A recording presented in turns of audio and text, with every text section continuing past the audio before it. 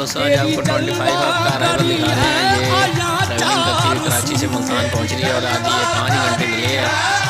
और इसको जो पावर लीड कर रही है 040 है और हमारे करीब पहुंच रही है। और मौसम जो है ये देखें फोगी हुआ पड़ा है